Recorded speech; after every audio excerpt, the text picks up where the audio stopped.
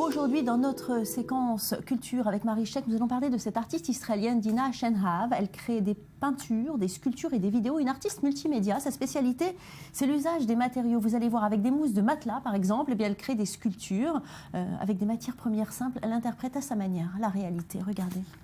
Dina Shenhav est une artiste israélienne exposée dans le monde entier.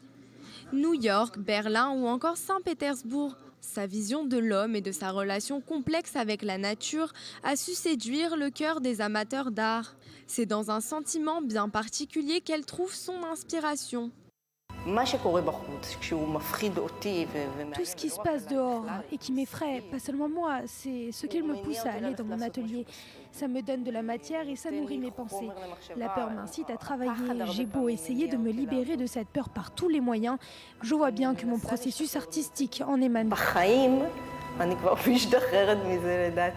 En passant par des contextes archéologiques, écologiques, politiques et sociaux, Dina Shenhav est connue pour la création immersive de ses tableaux, ce qui les rend d'autant plus vivants.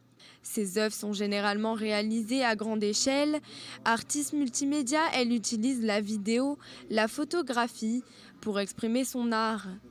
Et les matériaux qu'elle utilise sont bien particuliers, comme la mousse de matelas jaune pour sculpter des scènes puissantes de la vie domestique.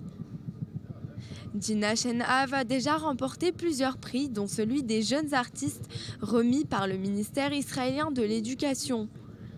Une impressionnante carrière pour une artiste pleine de talent. Bonjour Marie Sheikh. Alors, qui est Dina Shenhav? Pourquoi vous l'avez choisie aujourd'hui? Tout a été dit, c'est magnifique. Je l'ai choisie parce que l'usage de ces matériaux est très poignant, je dirais. Parce qu'elle trace une réalité qu'on connaît bien, surtout dans cette région. Et elle-même étant fille de rescapés, donc elle a grandi dans une ambiance, je dirais, plutôt dark.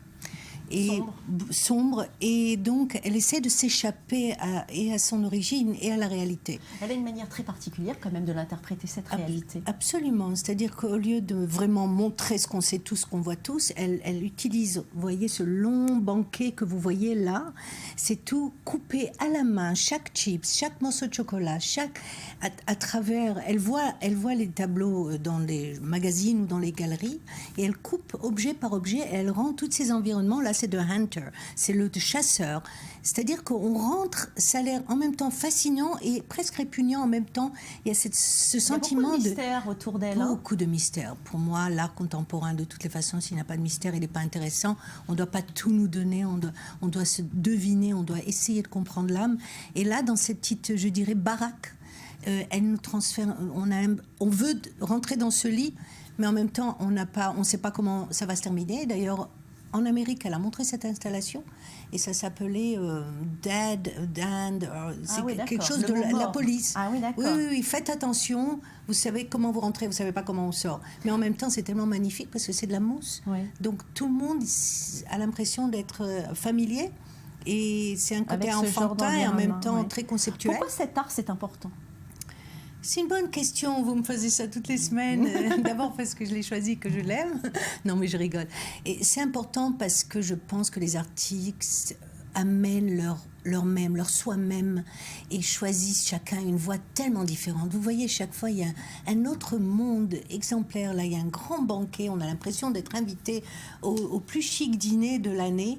Et en fait, c'est tout, c'est trop. Elle parle du trop. Elle vous touche énormément. Oui. Pourquoi elle vous touche autant et pourquoi elle touche les gens autant? Parce qu'elle est très sensible et moi j'aime les gens sensibles, j'aime pas les gens qui sont difficiles.